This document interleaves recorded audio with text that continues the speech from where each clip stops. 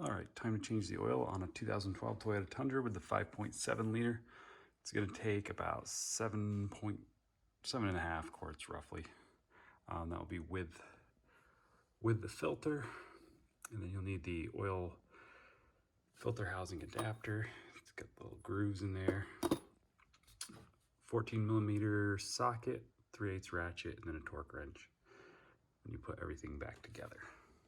First, we'll take off the oil fill cap.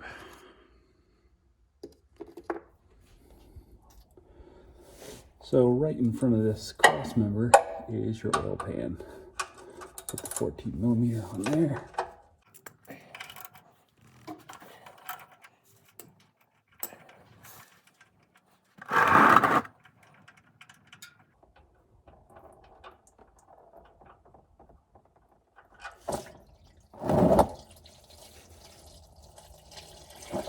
And we'll let that drain. All right, so while the oil pan is draining out, come over to the where the oil filter is housed inside right here, right in front of this front cross member right here. So first this plug has to come out. I'm using a 3/8, but just an extension. It makes it a little bit easier to get in there.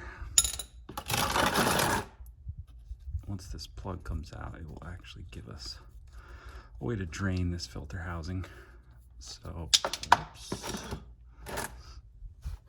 It allows to drain the filter housing to get some of that oil out of there before we take this cap off and get access to the filter.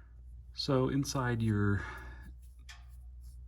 inside the packaging for the new oil filter, you'll find this little plastic device. So make sure you have your pan positioned well. And then we'll just pop this in. You'll see some that actually thread right in, but this one should just pop.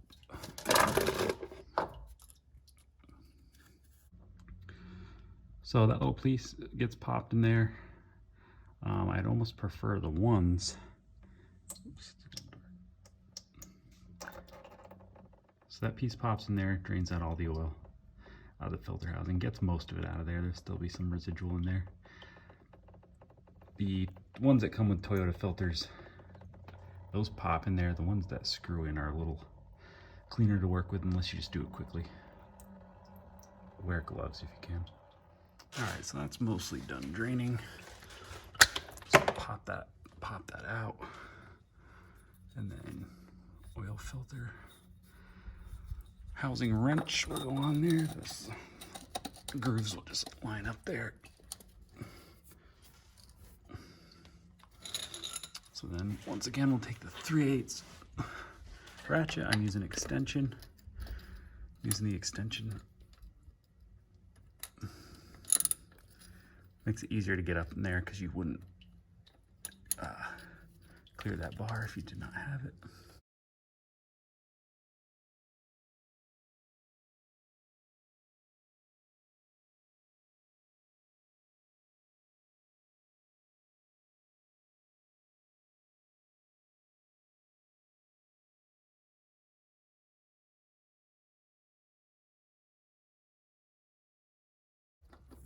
All right, so I get it loosened up till I can turn it with my hand.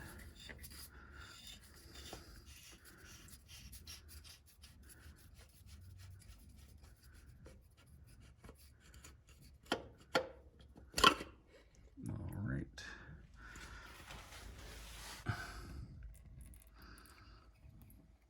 So I'm just gonna flip that over.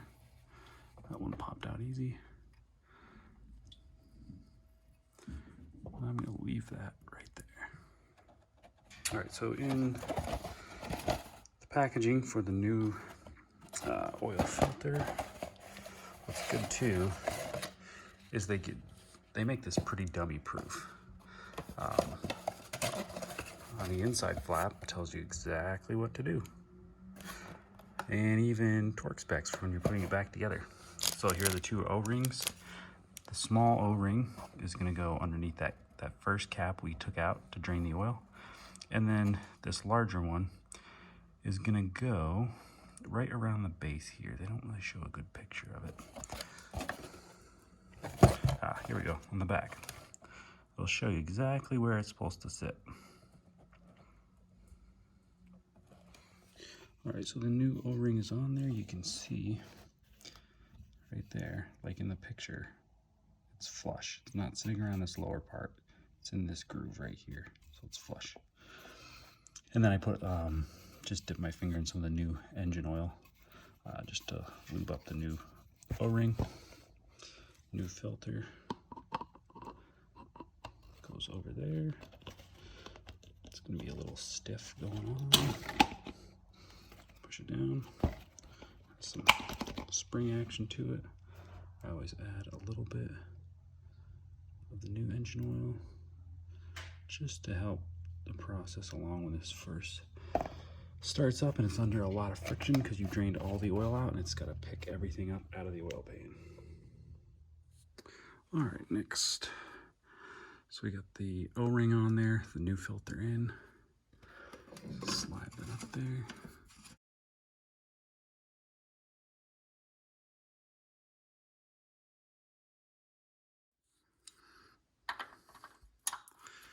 So then I'll just crank it back down until I reach just a little bit of resistance.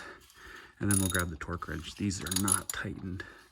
They're like tightened barely past hand tight. You do not need to crank on these. These are plastic. All right, so I'm gonna stop there. And then I'll grab the torque wrench. All right, so now it's time to torque down the oil filter housing. I think it's 18 foot-pounds. If I remember correctly. It's actually not on the box. The only torque spec is the drain bolt that's at the bottom of this. So we are going to go with 18.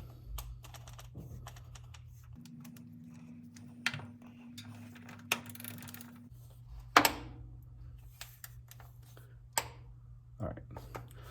Doesn't take much. Basically, once you reach resistance, you can stop. It's not tight at all.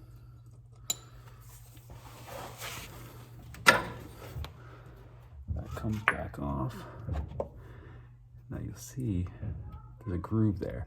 That's where that smaller O-ring is going to go. So we got some brand new engine oil rubbed on that O-ring there. It's going to go right up in that groove. Should stay in there. There we go. I don't think I mentioned, when you put that other larger O-ring on, make sure it's not twisted. That is in the directions as well.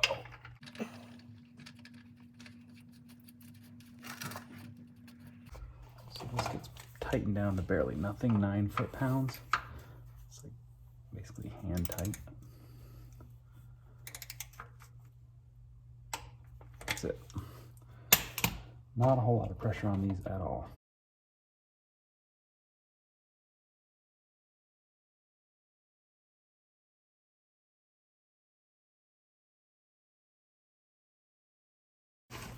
This plug will be 30 foot-pounds.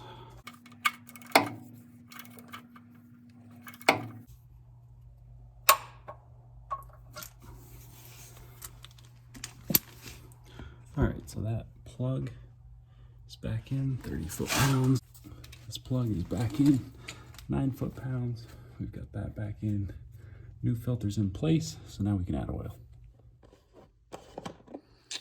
All right, time to add the oil. I'm gonna add about 7 quarts, and then I'll park it on level ground and recheck it, just so I don't overfill. Today I'm using Mobil 1 Advanced Fuel Economy. It's kind of laughable when it comes to the 5.7 liter. The gas mileage is horrendous. If you own one of these, you know that. All right, so I'm just gonna put seven quarts in here. Let that drain. All right, 7th quart is draining in. We'll check the level. And it's hard to tell, but that is almost perfectly in between the marks of where it should be. That's only 7 quarts.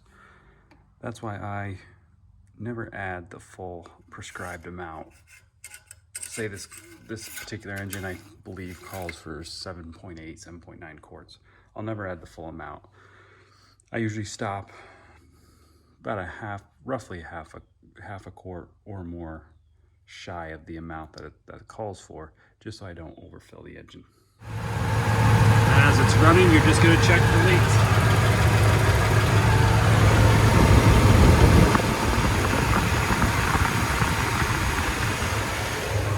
All right, so time to reset the maintenance light. I've got it set to trip A. So the engine is not running. I just have it in the on position, so I'm going to hold the A button down, turn it off, back on while I still am holding it. Now you can see you get these flashing up. The camera's not going to pick it up, but you'll get these straight flashing lines.